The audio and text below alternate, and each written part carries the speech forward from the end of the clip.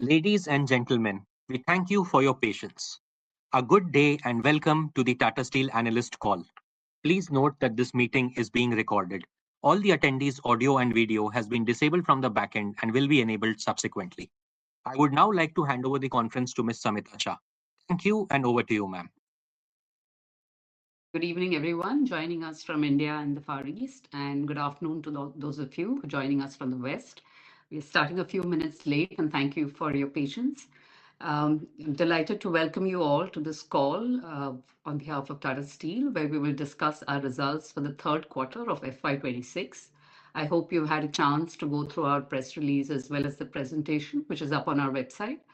And to help you better understand our performance, we will walk you through some of the details and obviously take any questions you may have. We have with us today Mr. T.V. Narendran, our CEO and Managing Director, and Mr. Kaushik Chatterjee, our Executive Director and CFO. Before I hand it over to them, I would just like to remind you all that this call will be governed by the Safe Harbor Clause, which is on page 2 of the presentation. Thank you, and over to you, Narendran. Thanks, Amita. Good evening, everyone. Sorry about the delay. So let me start with a few comments before I hand over to Kaushik. The global operating environment remains complex with policy uncertainty and resource prioritization reshaping the interplay between geopolitics, social and market dynamics. At the same time, Chinese finished steel exports crossed 110 million tons for the second time in a row, which had a significant impact on the regional trade in steel as well as the global trade in steel. Steel prices diverged across the regions during the quarter, and amidst this, Tata Steel has delivered a consistent performance with a consolidated EBITDA margin improving by about 300 basis points year on year for the 9 months ended 31st December 2025. India is a core market, and the crude steel production rose about 12% quarter on quarter, and year on year it went on to 6.34 and year on year as well, and went up to about 6.34 million tons. And the sales ramped up in line with the production and outpaced the domestic demand, taking quarterly deliveries past 6 million tons for the first time for Tata Steel in India. Along with the ongoing cost optimization, this helped offset the drop in net steel realizations on a quarter-to-quarter basis and delivered a 23% EBITDA margin during the quarter. Some of the segmental highlights are the automotive and special products business delivered the best ever quarterly and 9-month volumes driven by rapid OEM approvals for the advanced steel grades from our Kalinganagar plant. The cold rolling mill and the galvanizing lines are ramping up very well. The auto downstream mix is now more than 50% at the 9-monthly sales level, reinforcing our leadership and preferred supplier position. We continue to strengthen our position in branded in the retail segment. Our well-established retail brand, Tata Tiscon, achieved the best ever third quarter volumes, while a cold roll brand for MSMEs, Tata Steelium, grew 20% quarter on quarter, again helped by the cold rolling mill in Kalinganagar.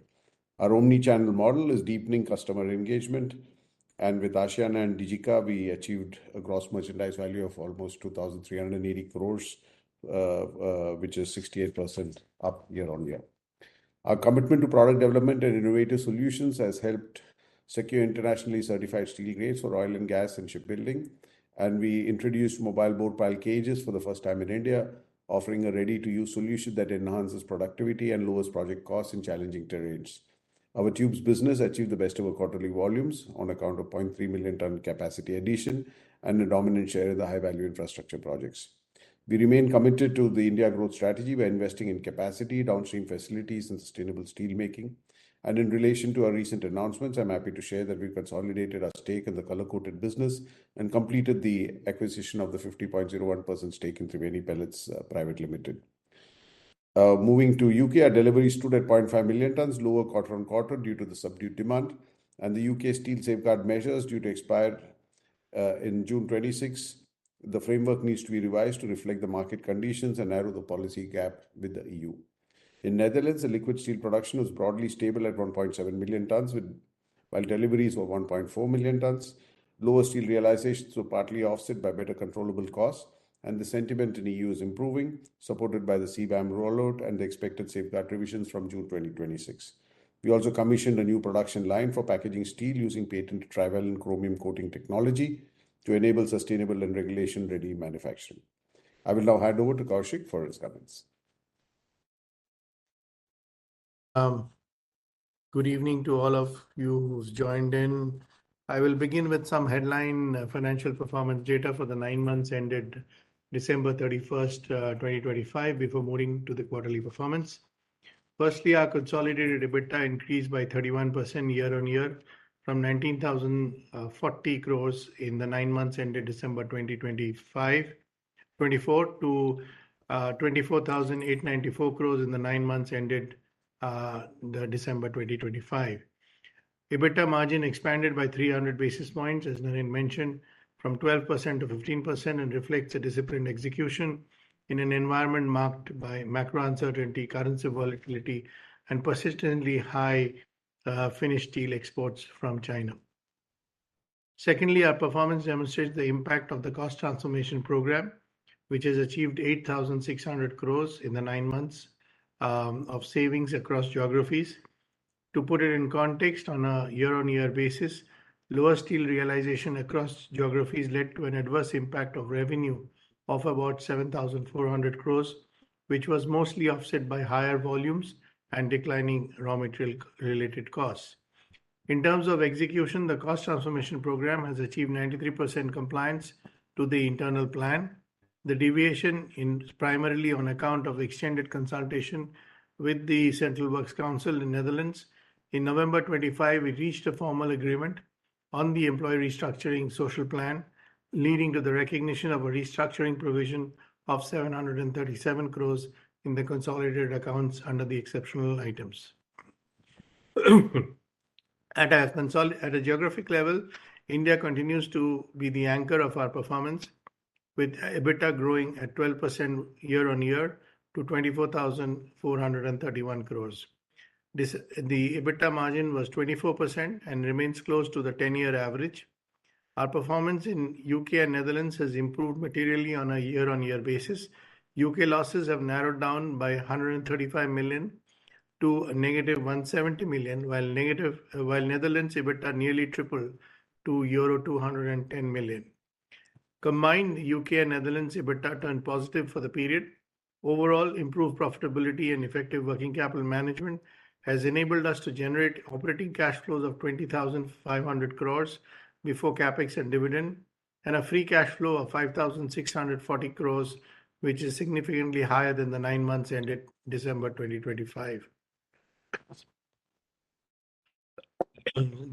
Moving on to the third quarter performance provided on slide 24 of the presentation, our consolidated revenues stood at 57,000 crores and EBITDA at 8,309 crores, translating to a margin of 15%.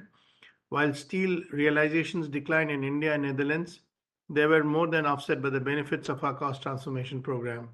Expanding on the cost transformation program, as a company, we have delivered an improvement of more than 3,000 crores during the quarter. India delivered cost transformation benefits of around 890 crores. Key cost efficiencies were driven by purchase optimization of spares, reduced refractory consumption, increased use of coastal waterways, which offer a structural cost advantage over the other modes of transport, and higher power wheeling and leaner coal mix. UK outperformed their cost plan by achieving a benefit of 570 crores, driven by calibrated maintenance cost, stronger spares management discipline, insourcing of product testing, and improved efficiency in natural gas and electricity consumption. Netherlands delivered a quarterly benefits of around 1,600 crores, optimization of coal blend leading to decline in procurement cost, and deployed value in use concept to improve operating efficiency such as fuel rate, scrap consumption, etc. Let me now provide a deeper understanding of India, UK, and Netherlands quarterly performance. Tata Steel standalone revenues for the quarter stood at 35,578 crores and EBITDA of 7,940. Excluding the FX impact, the adjusted EBITDA stood at 7,900 crores and was marginally lower on absolute basis versus the quarter 2 of this financial year. As Naren mentioned, our volumes crossed 6 million tons for the first time in a quarter, and this, coupled with the improvement in cost, has helped partly offset the drop in the steel realization on a quarter-on-quarter basis. Separately, depreciation and amortization has increased by 6% quarter-on-quarter to 1,826 crores, upon capitalization of downstream facilities, example, the CRM complex in Kalinganagar and the Combi mill in Jamshedpur. Our wholly owned subsidiary, Neelachal Ispat Nigam Limited, recorded a 350 crore EBITDA for the quarter, up 35% quarter on quarter and reflecting an EBITDA margin of 22%. Moving to UK, the local steel makers are having to contend with weak demand, volatile input costs, and cheap imports. Steel prices continue to hover around 500 to 510 pounds per ton and have been in contraction for the last 2 years. Steel prices continue. Existing steel safeguard measures are set to expire in June 2026, and revised safeguard framework is yet to be formally announced. In this context, our EBITDA loss has remained broadly stable at about 63 million pounds on a quarter-on-quarter basis. Conversion costs per ton were largely maintained, demonstrating cost discipline despite the adverse impact of lower volumes on operating leverage. Separately, work is progressing on the 3 million ton scrap-based electric arc furnace. Major demolition work has been completed, and securing access to high-power electricity is critical for our planned transition. We are working with the electricity system operator and National Grid for the new electrical infrastructure, which remains critical for the project commissioning. In Netherlands, the third quarter EBITDA stood at about 55 million, which translates to about 39 euros per ton.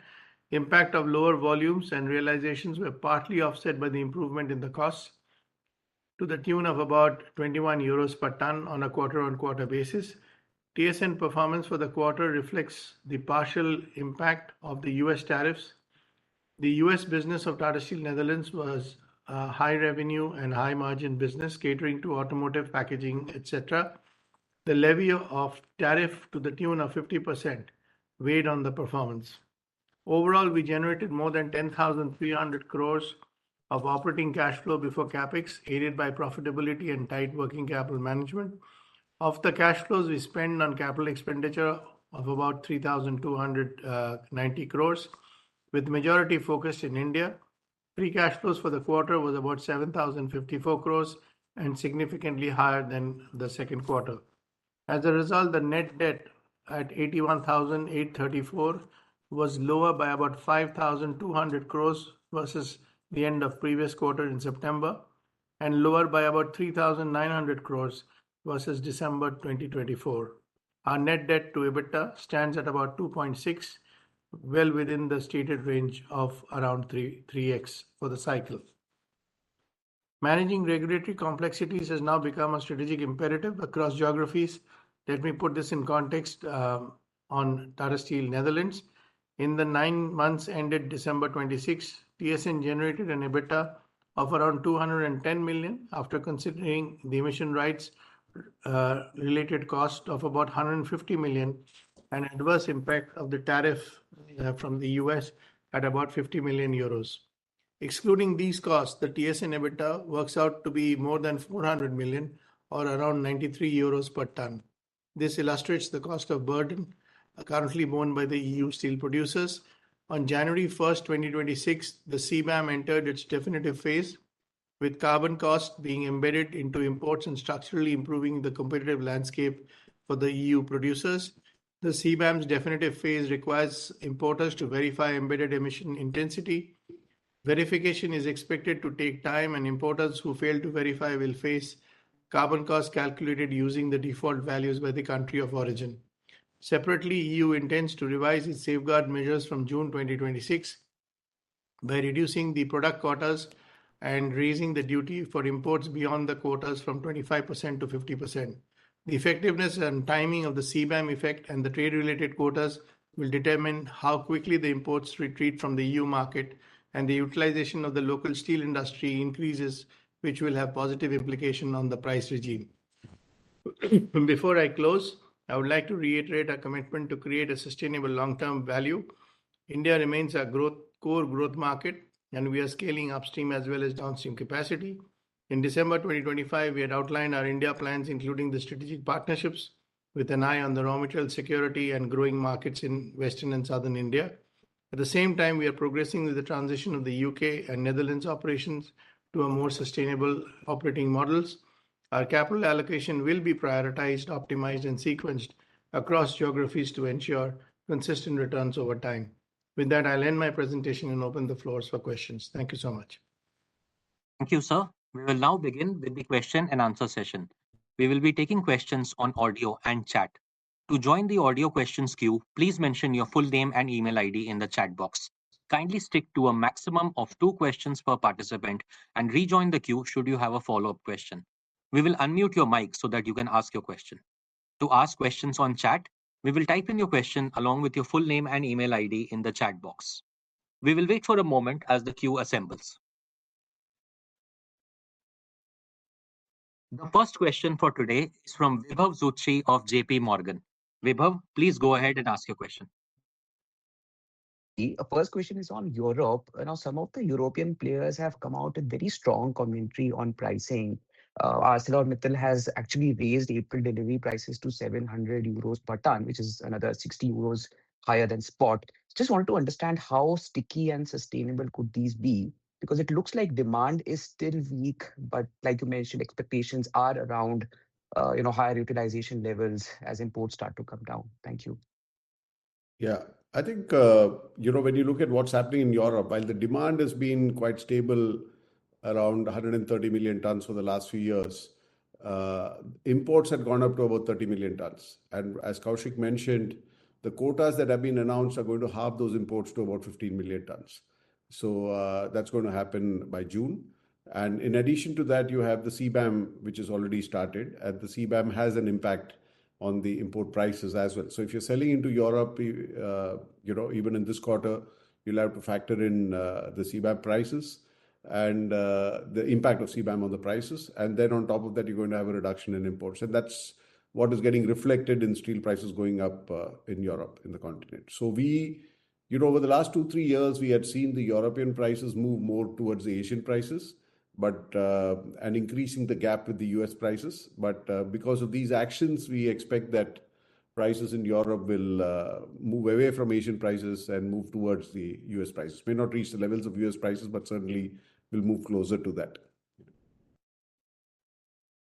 Okay, thank you. That's helpful. Second question is on India.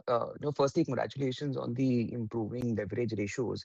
Just want to understand now the broad timeline for all the capacity expansion, NINL, this 2.5 MTPA Meramandali, and any indication that you can provide for the Maharashtra greenfield, and also how to think about, debt as, CapEx would likely accelerate from now on. Kaushik?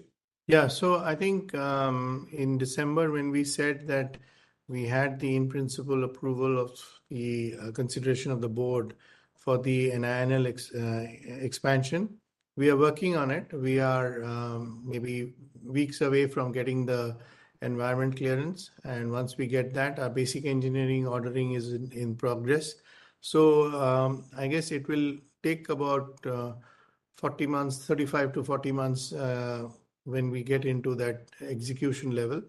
I think it is also important to mention that we will get to the FID in the next couple of months. So that will stitch in as far as this expansion is concerned. Maharashtra is slightly longer term because it is at the enabling level, and we will have to get into the project and the DPRs, etc. So that's slightly longer, but that is parallel work is happening in terms of the planning and conceptualizing it. And as far as the Meramandali expansion is concerned, we have to get the EC clearance. So the first one is the NINL. The second one is the Meramandali, and the third will be the Maharashtra or Kalinganagar expansion, whichever we are ready with. So that's the time frame, or rather the sequence. The time frame will depend over the next 3 years or 5 years. The second part of the question that you asked about debt, I think we've said that broadly we would like to be up to about 3x net debt to EBITDA. And that actually, it is sometimes when you have cyclical issues, we move to 3.2 when in better times, or when we are able to generate more cash flows, it comes down, as you see now is 2.6. So that's the kind of range. We will not bust that range because we have a strong pipeline of capex which are productive. There is uh, program for also the downstream projects, as we mentioned last time. The HRPGL has got approved. Tin plate is underway. Blue scope we have completed now, and we have more downstream in the long product segment, including on wires which are being worked on. So it is in that range of the balance sheet that we will work in a mid cycle. Cycle becomes much better, then we will recalibrate, but effectively the pace of growth will also be calibrated to that extent. Hope it clarifies. Yeah. And to add to what Sure. Kaushik said, we also have the Ludhiana plant coming up in the next couple of months. Yeah. Yeah. Sure. Thank you, sir. Thank you. The next question is from Sumangal Nevatia of Kotak Securities. Sumangal, please go ahead.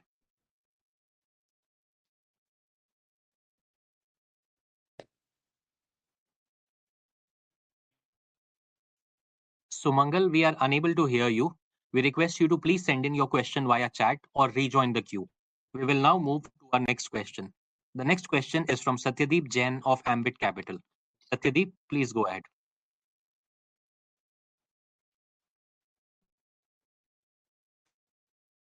Yep. Yes.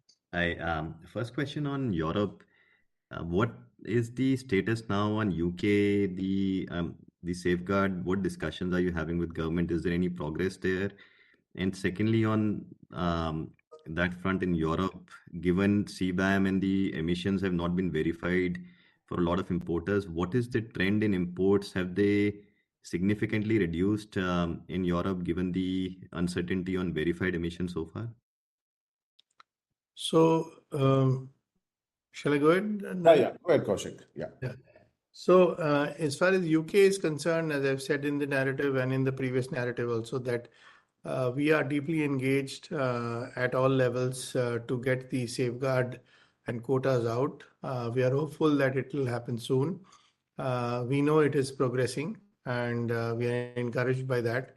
But unless it happens, it has not happened. So I think we are looking forward for that safeguard, because it is in the interest of the UK domestic steel industry all around, not just us, to ensure that we have the recalibration of the quotas and the safeguards. It is also important for UK to do that in the context of the fact that EU has come out with the quotas and with their steel action plan, and therefore there is a need to harmonize it. So that is work in progress.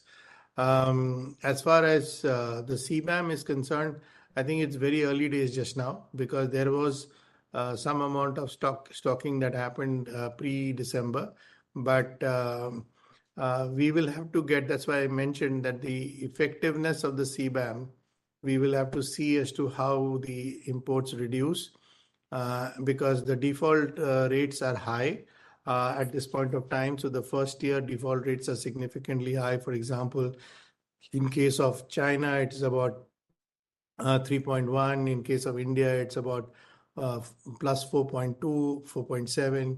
So I think we just need to see as to how it works.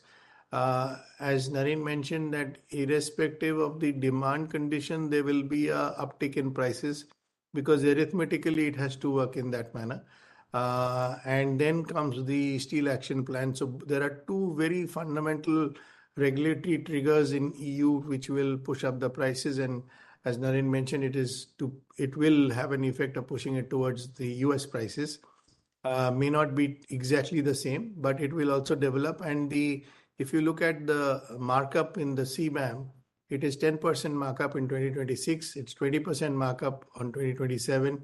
So till the verification happens, the markup keeps increasing. So technically, the prices should increase. The marginal cost. So fundamentally, what's going to happen post the steel action plan comes in June, July, is that the marginal cost of the new supplies, either beyond quota or within the EU, which are the capacities which are shut down, which will come at a marginally higher cost, which will also have a cost push element on the prices. So we are certainly expecting that the price buoyancy to remain in the EU for a longer period of time. Thank you for that, Kaushik. Secondly, on India, just wanted to seek your comments on the budget proposal for National Waterways 5 in Odisha linking Kalinganagar to Paradeep.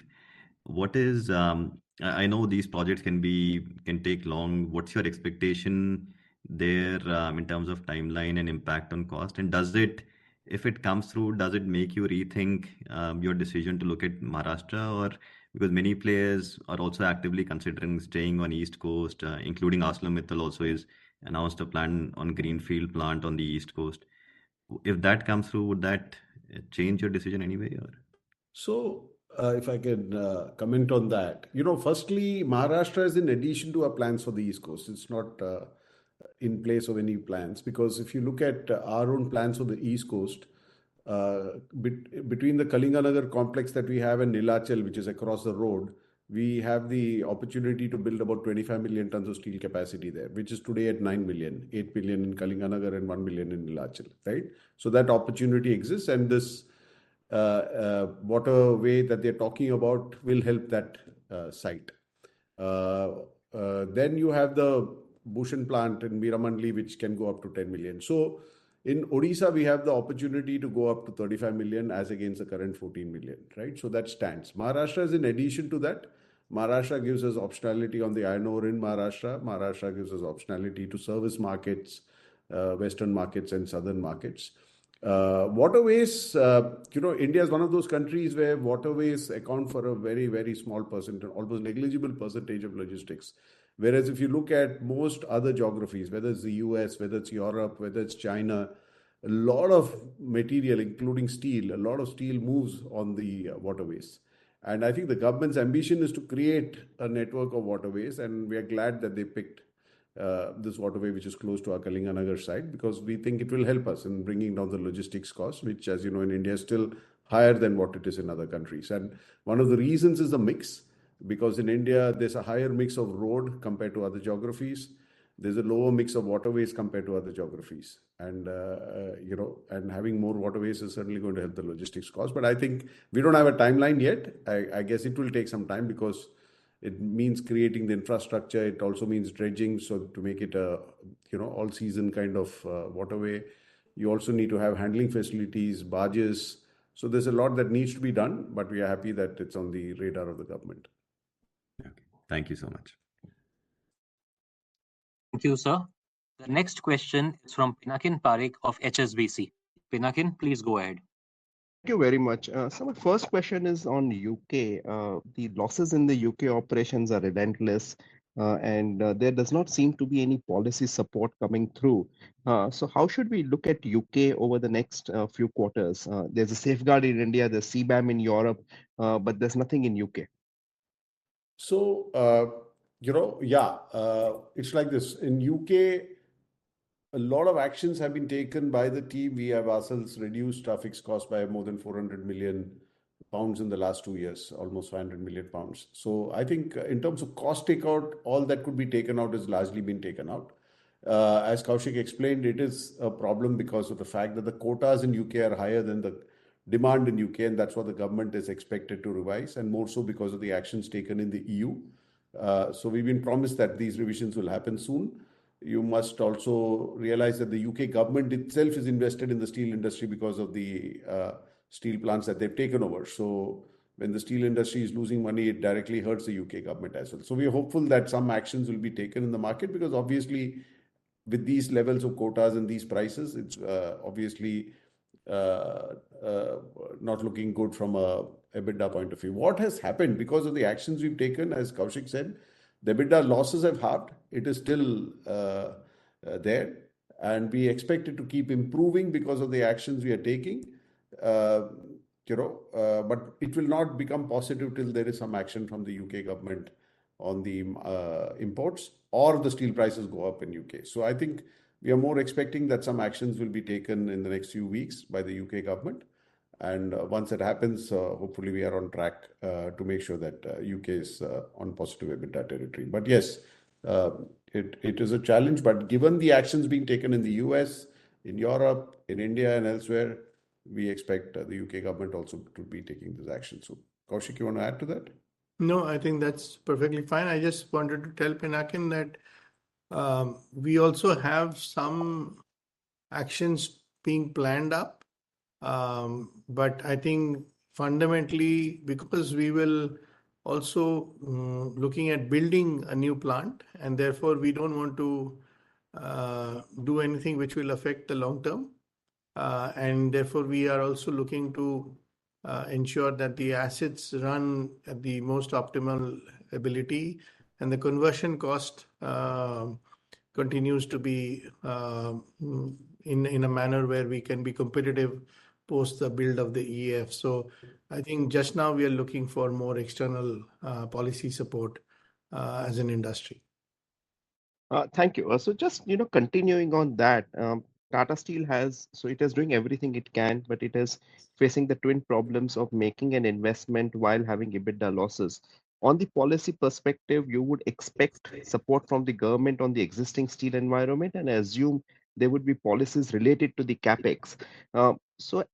Would the company at some point of time wait for the policy to fructify before stepping up on the capex, or will the capex continue irrespective of whether there is any immediate support from the government? So if I may just try to articulate, see, once the EAF is built, our cost structure will be different. So when our blast furnaces were running, our cost structures were high. We transited to plan for the EF because the cost structure would be lower than what we were running at. We are at an intermediate phase where we are buying the substrate and then kind of working on the conversion cost. So the point is, if we were to not progress with the EF, we are going to delay that transition and into a more profitable unit. So I think there is no upside in delaying the investment. There is, on the other hand, if all factors are aligned, and here also we depend on the national grid for the electricity connection, and also our own internal projects for getting it done. But if the quicker we can convert it to that stable state, at least we will be in a better cost position, better working capital position, not cutting slabs and rolls from all over the world. So we have done that analysis and scenarios, and it makes sense to continue to do the project, take the money which the government has given. It is a participant, and based on that, that's the basis on which we continue to execute the project at this point of time. And in the longer term, we hope that the government, for its own requirements, as Naren mentioned, is also a big participant now, a direct owner or a controlling entity of the rest of the steel industry in the UK, is also very mindful of the fact that this bleed needs to stop, not just for us, but also for them. And I hope it is in a matter of weeks now. Got it. And just lastly, with the safeguard duty in place in India, the price hikes that we have seen in India in the spot steel market between December and 1st of Feb, is it fair to say that the December quarter EBITDA per ton was probably the low for till the safeguard duty is in place? Yeah. Yes. Yeah. I think December quarter prices, particularly the first part of that quarter, was probably the lowest in the last 5 years for flat products, and pretty low for long products as well. So, in some sense, that was the bottom as far as the prices are concerned. So, yes, we expect better numbers this quarter. But we should keep in mind that coking coal prices are also going up. So, we are conscious of that. But steel prices are certainly coming back to the levels where it should be, because it used to be at a discount to import landed. Now it is, caught up with import landed and maybe slightly better. Yeah. Got it. Thank you very much. Yeah. The next question is from Prateek Singh of IIFL Capital. Prateek, please go ahead. Hi, am I audible? Yeah. Hi, thanks for the opportunity. So the question is regarding a bit more strategic regarding the fixed cost takeouts in India and the medium-term human resources plan. So how are we preparing for the mines expiry, if any, 2030? Any plans to move to an MDO model for mining in the medium term to smoothen the employee transition? I understand we mine much more than our peers, and there is always an element of contractual costs as well. But I think our standalone employee costs would be higher than that of our largest peers in the operations and that of the largest listed abnormal manner in India combined. So is there any way to get a sense as to what percentage of India employee cost is on mining, and how are we planning to do this transition over the next 4 years? Yeah. So I'll maybe give it a shot and then Kaushik can supplement, right? So firstly, I'm not sure if our mining costs are much higher than others, etc., because we run a very efficient mining operation both for coal and iron ore. If you look at Tata Steel's legacy costs, a lot of the legacy costs are in Jamshedpur, right? So if you look at the cost structure, the demographic profile of our employees in Kalinganagar and other sites, it's much better. So we don't have those legacy costs. As Tata Steel grows more and more in Kalinganagar, Meramandali, etc., the impact of the legacy costs in Jamshedpur keeps coming down, and plus we are addressing the legacy costs in Jamshedpur. So because of these actions, the cost disadvantage we may have in some sites vis-a-vis peers will keep reducing. So, and we will be doing this obviously in an accelerated way till 2030. That is one part. The second part is because of the fact that all our sites are within 200 kilometers of each other, we have some advantages of scale. Because if we are, moving to 40, 45 million tons, all of that is going to be produced in about 200 kilometers from each other, and that gives us a lot of advantages on scale economies, etc., which will also help us negate some of the impact of post 2030. Thirdly, as we mentioned earlier, our move into Maharashtra, our move into recycle-based steel in North and West, etc., are also actions that we are taking to mitigate the impact. And fourthly, the move into downstream basically looks at how do we improve the mix, how do we get better realizations, so on and so forth, beyond all the cost takeouts that we are planning. So all these are expected to mitigate the impact of any cost increases that we will face in 2030. So this is broadly the plan, and Kaushik, you can add to that. Yeah, I'll just add 2 points, Pratik. One is the fact that we are not going to exit captive mining. We have mining reserves which are opening up, and therefore the mining as an activity will continue for Tata Steel. MDO as an option will always remain, and we will be looking at certain opportunities if the MDO remains. We have also now the BRPL, which will be in that space also if required. So I think the transition planning for 2030 has already started. We are looking at various alternatives. As Naren mentioned, even Maharashtra is an important alternative. So the manpower cost is not so much of an issue. We also do a lot of contract workers in there, so it is not that we are very heavy, but in the sense, because from a cost point of view and cost of X mines iron ore for us at this point of time is possibly one of the lowest. I think it is not at all high compared to the rest of the industry. And with more mines opening up, be it Kalamang, Koira, Gandhalpara, etc., we will be deploying people and reworking on how we can ensure that the transition costs are minimized. Understood. So I understand that there would be no way to get a very ballpark sense as to what percentage of India employee cost is on specifically mining operations. I don't have offhand. Maybe we can do that later. Thanks. And the second question is largely on Europe. As an earlier participant mentioned earlier as well, that prices have risen quite a bit, $750 per ton from 650 odd a few months back. So wanted to understand the nature of our contracts. With what kind of lag do we see these prices coming up to our PNL? So contracts are about 35%, largely in packaging, which is not in the packaging is one area where there are 1 year contracts, 6 months contracts. Automotive is the other. Automotive has its own cycle.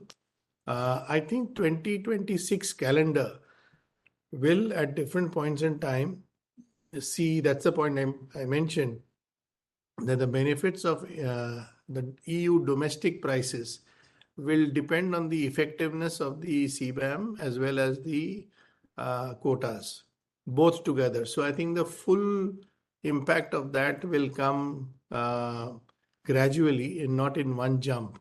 And I think the estimation is that there is an opportunity for almost about 100 euros per ton increase in prices over the full year. So we just need to watch the space and see. All said and done, if there is a euro on the table, our colleagues in Netherlands will certainly work to ensure that we get it. But it will happen at least in two stages. One is CBAM now, and secondly is when the tariff comes in post June 2026. Understood. Thanks and all the best. Thanks. Thank you. The next question is from Vikash Singh of ICICI Securities. Vikash, please go ahead. Sir, am I audible? Yes, please. Yes. Thank you for the opportunity. So my first question pertains to Netherlands. How much of the carbon credits we have as a percentage of overall requirement right now? And since in the last call you said that your emission levels are already closer to 1.6, does that mean that whatever carbon credits we have, these are surplus because, or we still have to pay some additional or buy some additional carbon? So the reference point, I'm using the CBAM part. So the reference point for CBAM for EU domestic producers is 1.37.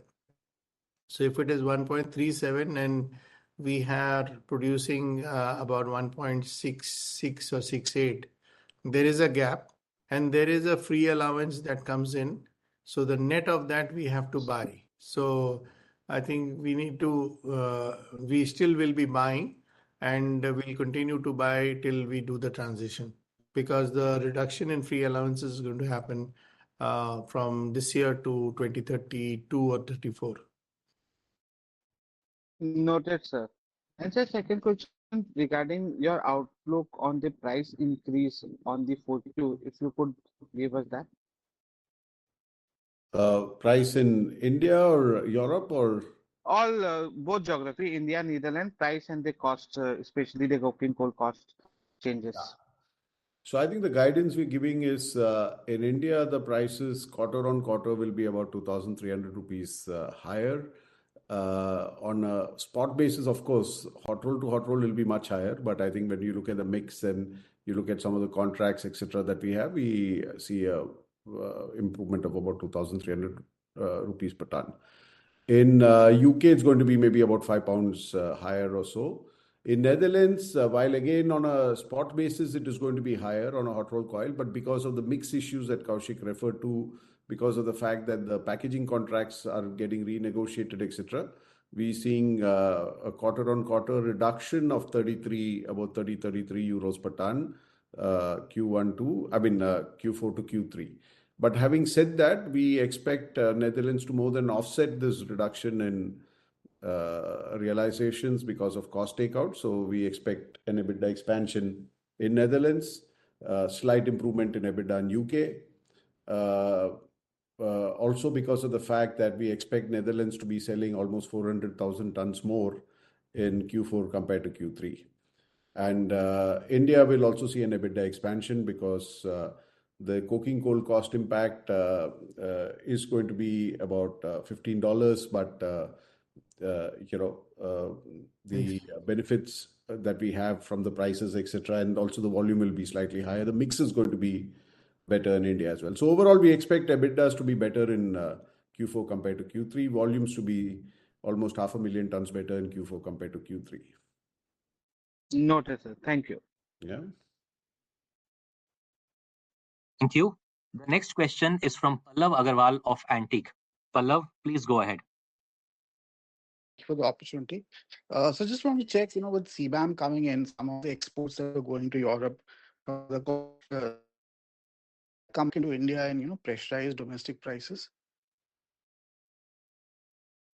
Exports from where? From India to Europe? From India to Europe. You mean as an industry? Because Tata Steel doesn't sell much into Europe. We send slabs to UK for a plant, but otherwise we are not a big exporter of steel to Europe. Maybe some of our peers are, but I don't think that volume will be so significant as to make an impact in the domestic market in India because the demand is pretty strong in India. So last couple of quarters there was a little bit more ramp up of capacities because our capacity ramped up and a few others, but now there's better balance in the domestic market and so I don't expect that to have an impact on prices in India. Sure, sir. And any volume guidance for the next year, for FY27? That we'll give you at, because we are in the process of finalizing a plan. So we'll give you that guidance in the next analyst call. Sure, sir. Lastly, are there any premium products in the UK or Europe that can actually come into India despite the safeguard duty? Is there any opportunities in the Indian market for that? No, I think the competitiveness will not be there from if you look at the costs in Europe and the prices in Europe, it doesn't make sense to ship from there to India. But what we are certainly doing is working very closely together, in many areas because there are many applications that we have in Europe, particularly in the construction industry, which we are bringing back to India from the experience that we have. There are, of course, some special products which come from UK. For instance, IKEA, when they build their warehouses, the roofing sheets actually come from one of our UK plants. So there are these kind of specialized requirements, but not very significant volume. Yeah, thank you, sir. Thanks. The next question is from Aditya Velekar of Axis Securities. Aditya, please go ahead.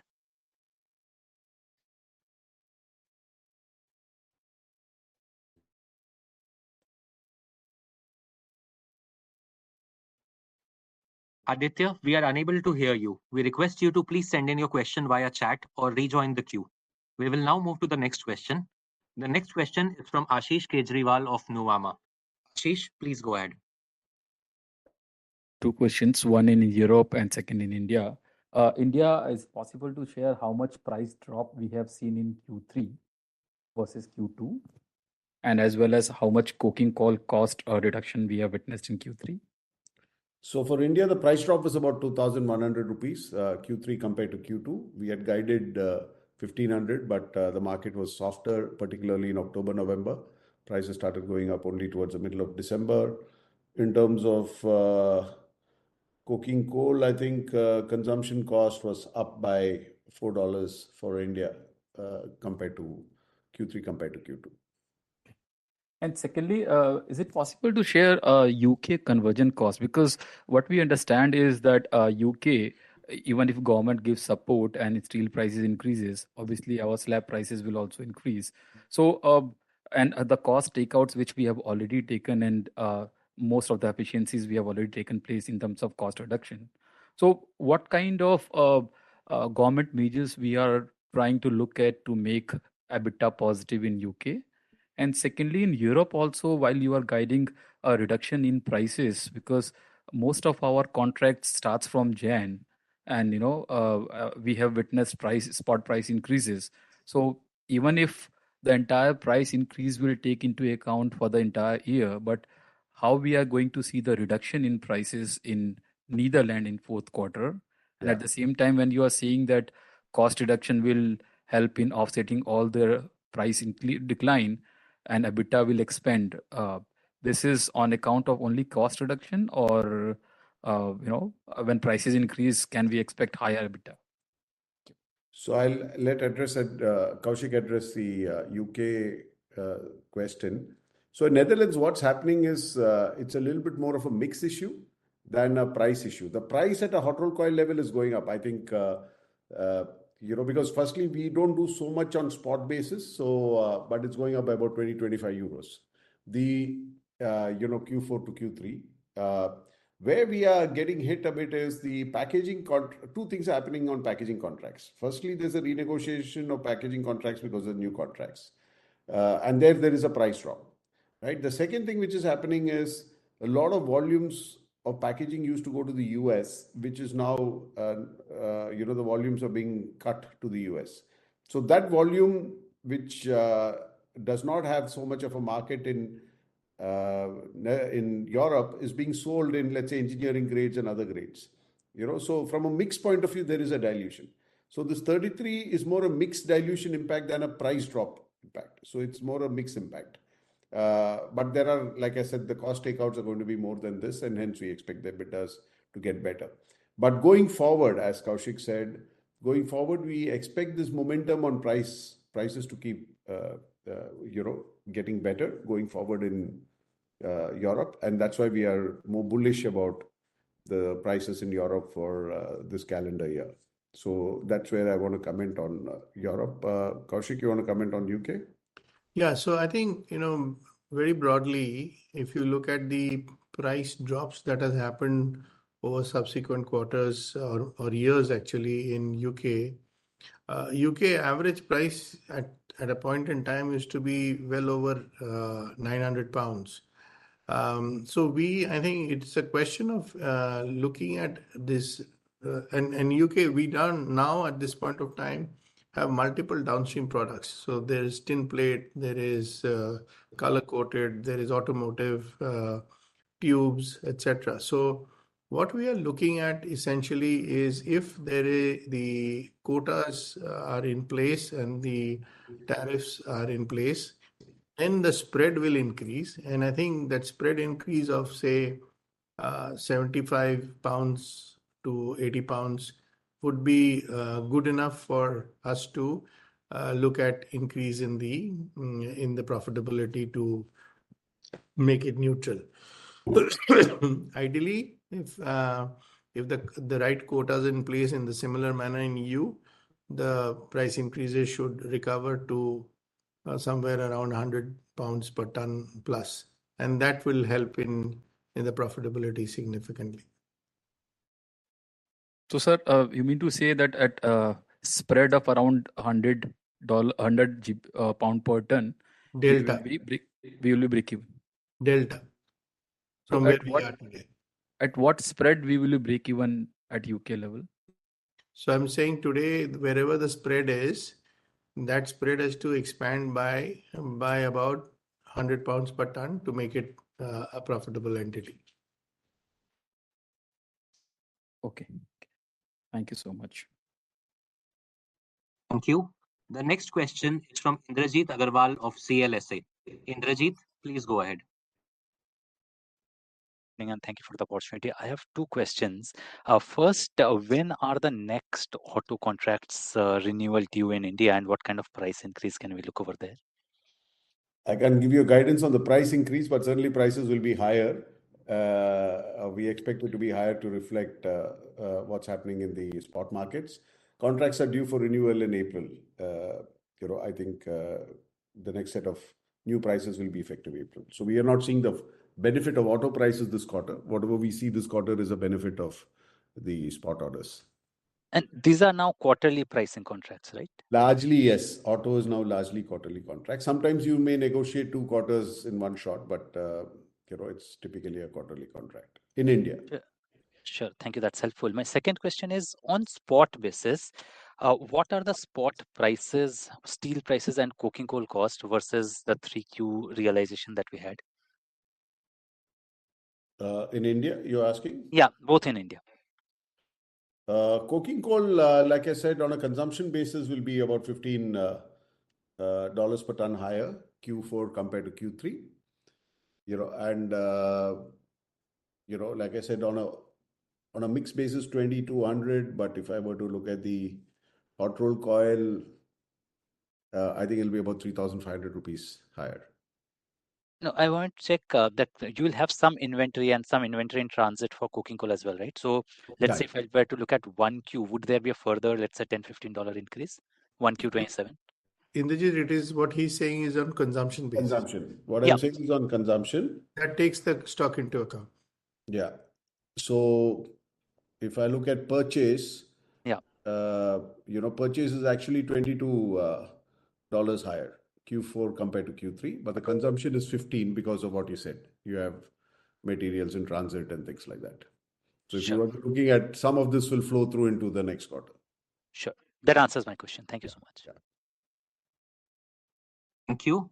The next question is from Sumangal Nevatia of Kotak Securities. Sumangal, request you to please go ahead and ask your question. Thanks. So first question is on the volume growth headroom, sorry. So just want to understand, given our rated capacities, what is the potential volume we can achieve in next 2-3 years without the NINL? And I believe Kaushik mentioned NINL would take around 40 odd months. So am I right in expecting commissioning of that not before FY30? Yeah. FY29. Yeah. FY29. Okay. Yeah, Sumangal, what you need to look at, if you look at next year volumes, while we give the specific guidance when we do the next analyst call, next year we will not have any major blast furnace relinings. This year we've lost a significant volume because we had a blast furnace relining scheduled in Jamshedpur. So we won't have that. So that will be a positive for next year. Second thing is we'll have the Ludhiana plant starting up maybe by the middle of March. Okay, so that's also a plus that we will have. Thirdly, which is not in the absolute volume, in terms of mix, you will see significant improvement because the cold rolling mill, the galvanizing lines, the combi mill in Jamshedpur, all this is ramping up in the second half of the year. So next year you'll see the full year of the benefits of all this. So these are the areas where we see some benefits for next year, at least as far as India is concerned. But we'll give you more specific guidance when we do the next analyst call. Understood. But mathematically, 2 to 3 million ton is the headroom before the next expansion kicks in. Is that right? And I mean, I'm just comparing with few peers who are much more aggressive in expansion. So is a market share loss over next few years, is it a point of worry or consideration for us in evaluating all the expansion plans? So there are a couple of comments there I want to make. Firstly, the way we approach an expansion plan is now changed. We first get all the environment clearances and everything else before we get the FID done, because we find that gives us more definitive, timelines. And hence, let's say in Nilachal also, as Kaushik said, once the EC comes, we could have said last year itself that we are expanding, but then there's no EC, so there's nothing you can do till then, right? So we will, so that's one thing, that's a change that I think. Second thing is, as we said earlier, there is a lot of focus on increasing our downstream capacity and our product mix. And generally in Tata Steel, we always look at, can our market share in attractive segments be twice the market share in our overall market share? So if we are a 15-20% market share player in attractive segments, we should be at least 40% or more, right? So that's what we chase, because that gives us a better realization, better product mix, less vulnerability to cycles.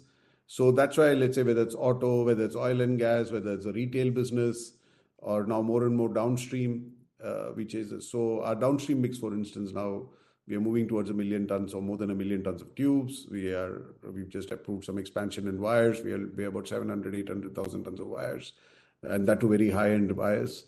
So I think these are the areas we will focus on. We will be looking at market share, but we will more looking at market share in the right segments, the attractive segments, more quality conscious and less segments less vulnerable to cyclicality. So, but yes, we have the runway to grow and we will continue to grow. Understand. That's very helpful. One question on, there's a lot of news flows with respect to Thyssen and one of Indian peer evaluating it. Just want to know your view on how do you see industry structure changing there? Any consolidation? Anywhere we are looking to participate in any form? And how does it change the market?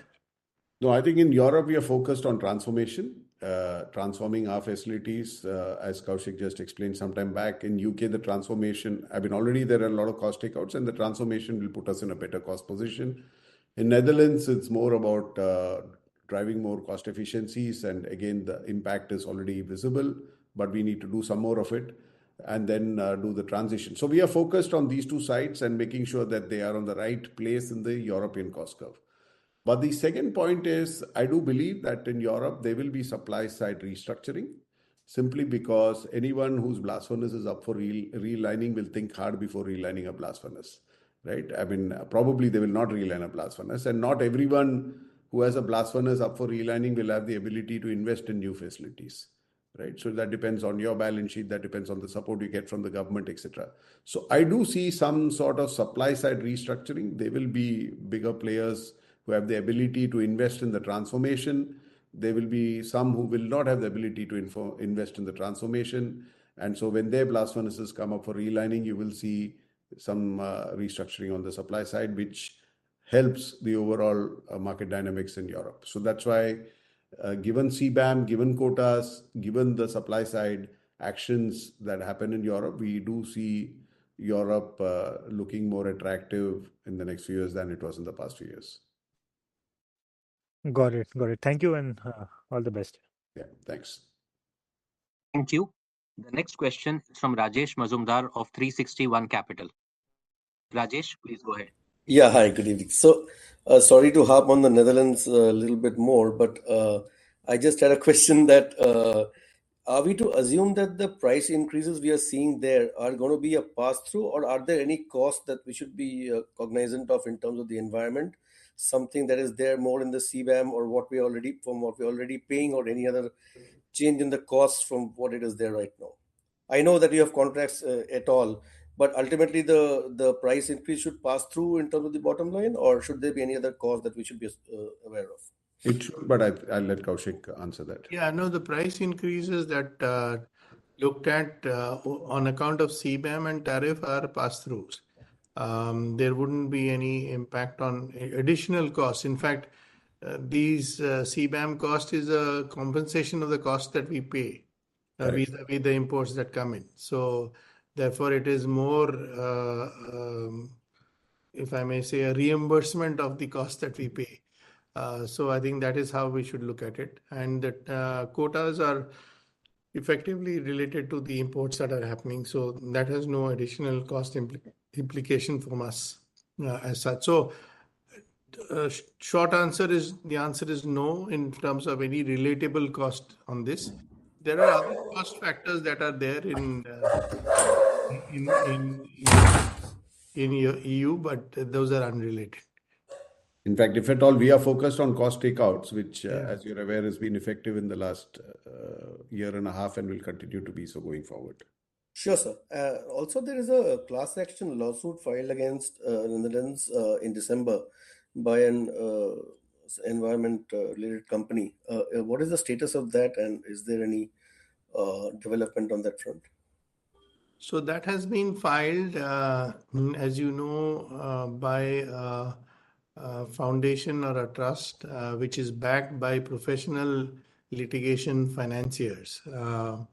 And it is kind of a suo motu class action, which is currently in the phase of, there is a 3 months or 4 months phase during which we are required to submit our defense, and that's the process that is currently going on. And we are obviously looking at it carefully and seriously to ensure that we can put in what is actually the truth on the ground. So that is in the initial phases at this point of time. Yeah, right. My second question was on the color-coated business. What is your target capacity in this business? Because that is a high value-add business where I think the realizations can be quite significantly higher. So what is the kind of capacity you're targeting in this business, and over what period of time? Yeah. Kaushik, you want to answer? Or Samita? Yes. Samita, you want to do that? Yeah. The current capacity, is around 600 KT, and the idea is to actually also change the product mix more favorably in the color-coated business. We are obviously doing a lot of retail, but the idea is to increase that further. So there will be an improvement in the overall product mix. And in the next stage, we will then evaluate capacity expansion in this business. I think what it does is, apart from giving us the ownership of the JV which was there, it also frees us up from some of the JV, kind of conditions which limited our opportunities to get the most out of all the color coating lines that we got when we acquired Bhushan.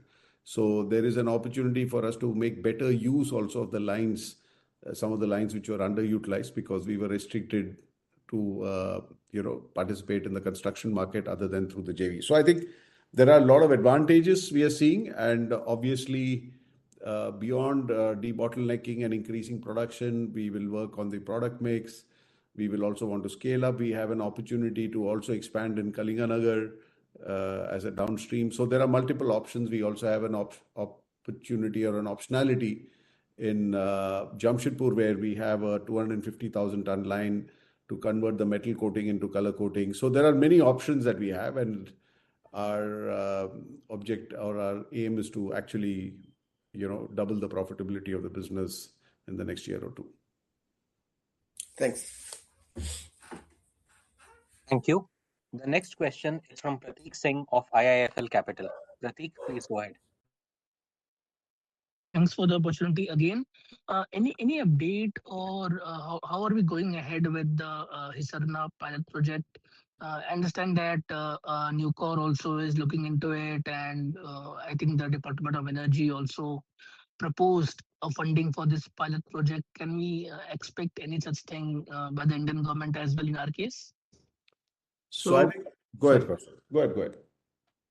So I think, as we mentioned, that it is fundamentally a Tata Steel IP, and we are looking at doing it in Jamshedpur.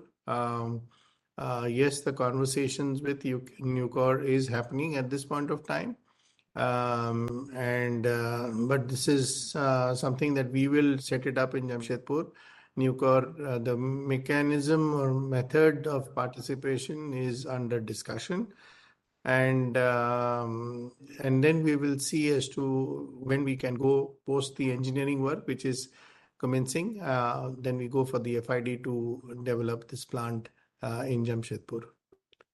And yes, we will, of course, work with the government if there are any opportunities to get some support. But largely, the value we see in this project is you have far more flexibility in use of raw materials.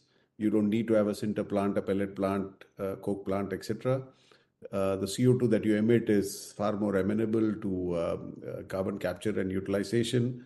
And we've been working on this for more than 10 years, and we worked along with Nucor in running the pilot plant in Amodin quite successfully for the last 2-3 years.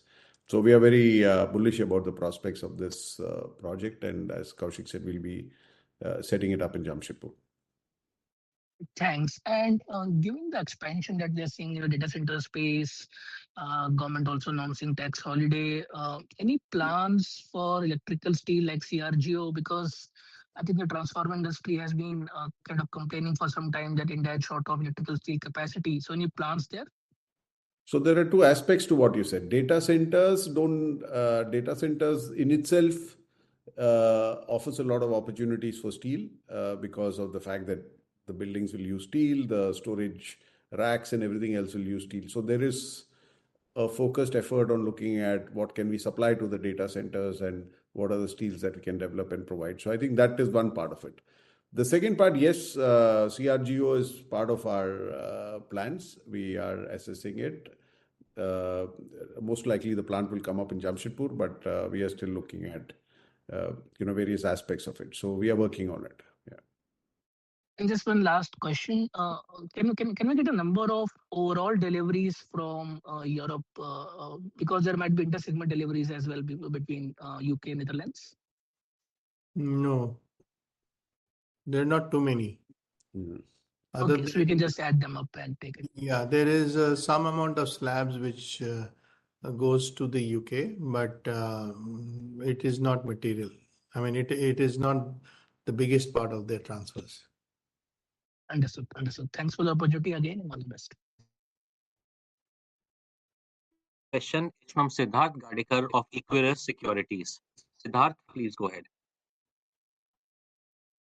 Just on the European side, if we look at the OECD capacities, they are around 213, 215 million ton, while Europe production has been in the range of 130, 140 million ton. So any sense of how much is the effective actual capacity in Europe? And over the next 5, 6 years, given that everyone will have to transform or go for the transformation journey, what would be the effective capacity in the next 5, 6 years that would be there in Europe? So, just a minute. Yeah. So, capacity is sometimes a very misleading kind of number, right? I mean, how much of that 220 is produced steel and when, is a question to ask. So to me, generally in Europe, you will see that production is roughly around 130 million tons. There is exports and there is imports, and imports has largely been about 30, exports has been around that level, so that's been the balance, right? Second part is, a lot of these capacities are very high cost capacities, because if you look at the European cost curve of production, there are efficient or low cost plants like some of our plants, some of the ArcelorMittal plants, etc. And then there are high cost plants, and those are the ones which tend to get mothballed. And even in terms of some of them are inland, logistics costs are higher, so on and so forth. So we, like I said, if the quotas are reduced, that means more capacity will come on. But those capacities which come on, or mothball capacities which come back on, are higher cost. And that's why we believe that our plant in IJmuiden is well positioned to have the advantage of, higher prices in Europe. That is one. Secondly, like I said, I think any blast furnace due for relining in Europe, people will think hard. I don't think anyone's going to reline a blast furnace in Europe now. So it's more a question of run it as long as you can, and then if you have the ability, invest in a new process route. So that's where I feel there will be, over the next 5-10 years, there'll be a fair amount of restructuring on the supply side in Europe. I think we're already seeing that. Even some of the bigger guys have announced closures of some of the blast furnaces, and not necessarily replacing all that capacity with new process routes. But then is it fair to assume that over the next couple of years, we can see, if things stand where they are, demand outpacing the production that would be there in Europe? No, I don't see demand growing. Demand will grow. So what's happening in Europe is, given the intention to spend a lot more money by European countries in Europe, we do see a pickup in infrastructure spend, particularly led by Germany. We do see increase in defense expenditure. I'm not even counting what happens if the Ukraine war stops and there's reconstruction there, right? So even as it is, we do see growth in some sectors. But there is also a bit of degrowth in some other sectors. For instance, if let's say we were exporting a lot of automobiles from Europe to the US, some of that may get impacted, right? So you will have some volumes dropping, some volumes increasing. But overall, I don't see demand growing very significantly. I don't see it shrinking. It'll go up maybe 5-10 million tons at best, right? But it's more the supply side which we are talking about, both from imports being limited to domestic capacities also going through this transition, either to new process routes or closing down blast furnaces.